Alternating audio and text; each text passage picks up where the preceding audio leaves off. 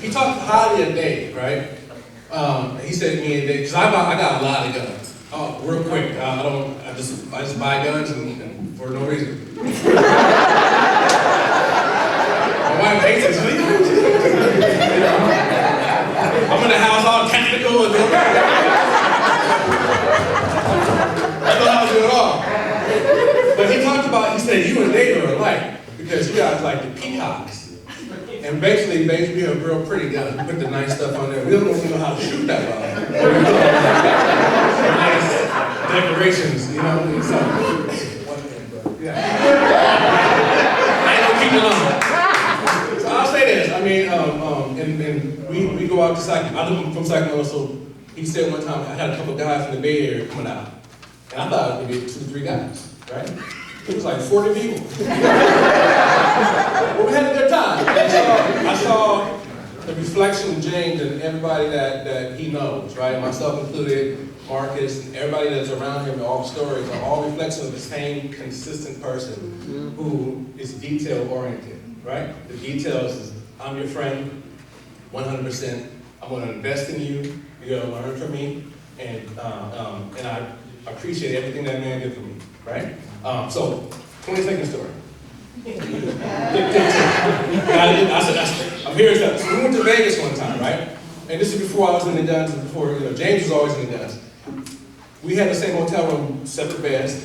2021. So he was asleep. We were dead asleep. I had to go to the bathroom. So I get up and I'm walking past his bed, right? Some of y'all know he talks in his sleep. Like real life, like a real conversation, right? And so I'm walking to the bathroom, and he's yelled out some threats I can't say in here. But he was like, you make one more move, you keep messing with me, I'm gonna shoot you, right? So I'm like, thinking he's talking to me. So I'm frozen, right? And I'm like, James, I gotta pee. And he's like, what's up? He's like, what's wrong? I said, I gotta go to the bathroom. He's like, no, it's right there. I don't wanna get shot. So wrapping it up, he takes a gun from behind his pillow. I'm like, you really had a gun? Like, so we had to put it out. That was my story about NBA.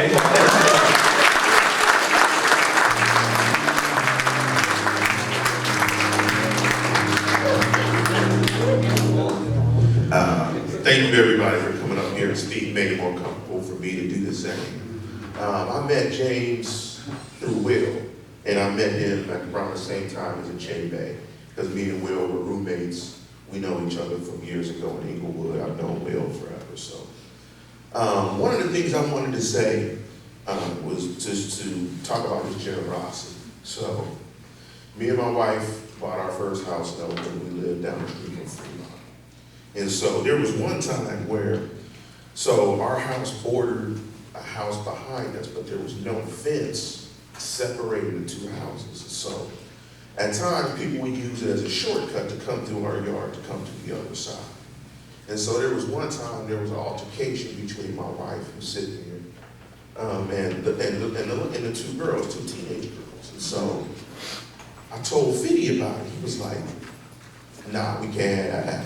We can't have that. And my wife was upset. It was a big thing, right? So Fitty was like, nah, we can't have that. So this might have happened, I don't know the day, it might have happened, let's say like a Thursday afternoon. He called me that day and said, Swap, people call me Swap. Let's go to the hardware store, we're gonna buy all this wood, we're gonna put a fence up. We literally, I think that same night, put a fence up, separate my yard from the yard behind, it's like the same day. We were out there like 10, 12 hours, because this backyard was huge. And we were out there 10, 12 hours from maybe about 9 o'clock at night to like 4 or 5 in the morning, putting this fence up to separate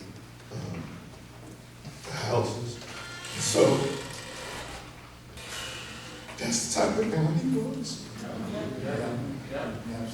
That's the type of guy he was. So, remember him for his heart and generosity. We don't miss you. We don't miss you.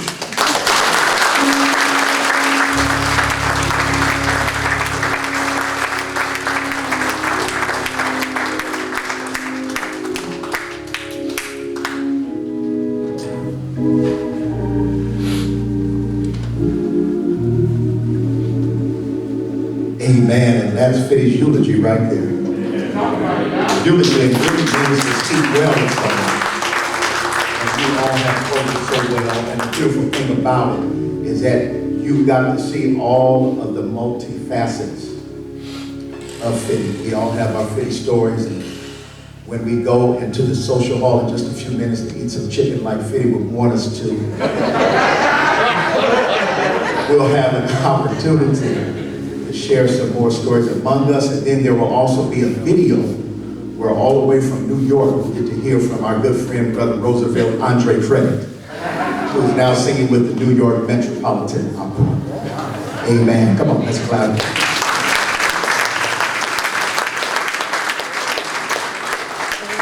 We're not going to prolong the time.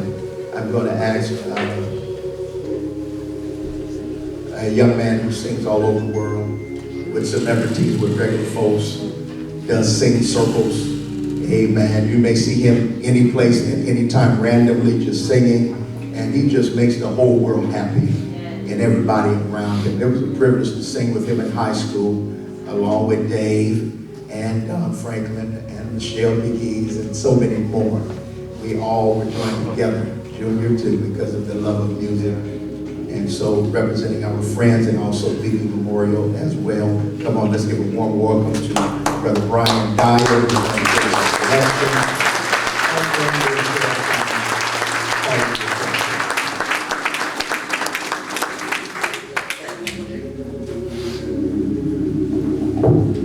Thank you very much, Pastor. I have to get used to that contour, Pastor. We called him Pastor back in the day.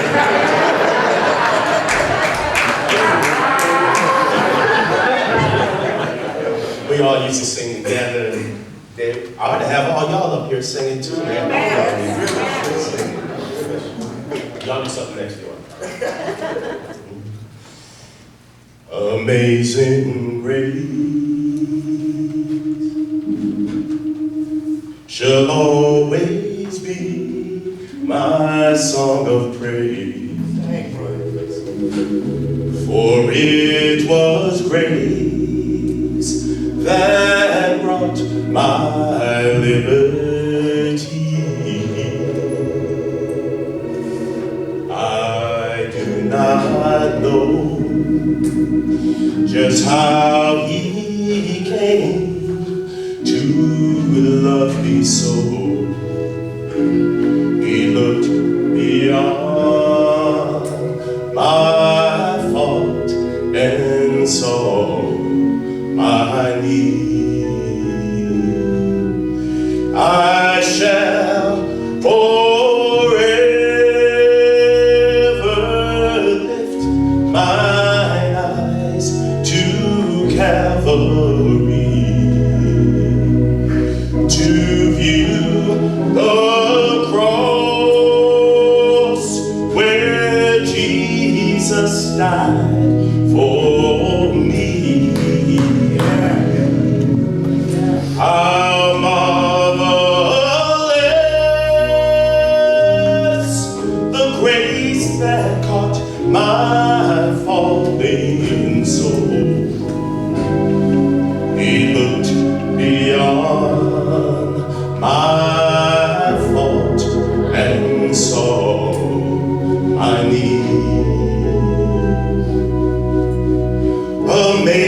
Amazing grace shall always be my song of praise.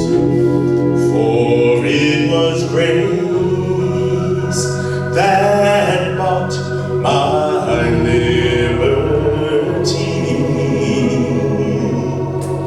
I do not know just how he came to love me so.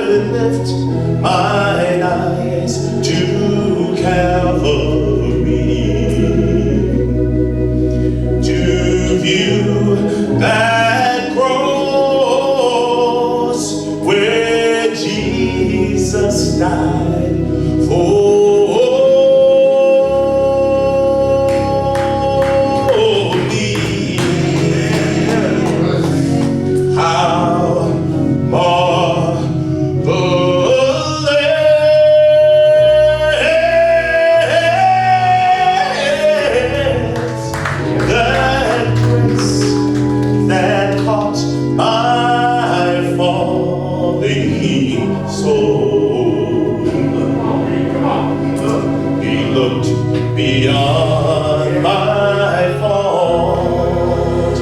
Don't you know he looked beyond my fault? He looked beyond all my faults, and he saw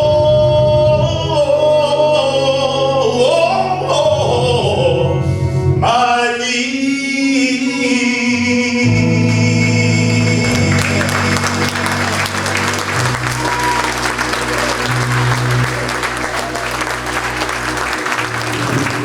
Thank you, Brother Brian. Come on, everybody, put your hands together.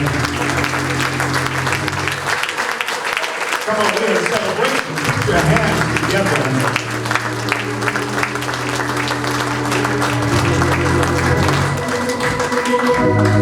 Praise God for one who looked beyond our faults, saw our needs.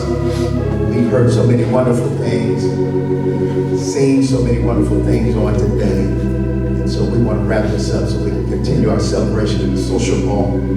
I know that when it comes time for preaching, folks get restless, they get hungry, they got to go to the bathroom, they think of everything they needed to do all week long. So I want you to just stand for 1 minute and just stretch. Come on, let's sit forward. Ain't no need for worrying. Come on, stretch it out. What the night is gonna bring. Come on, rotate that neck.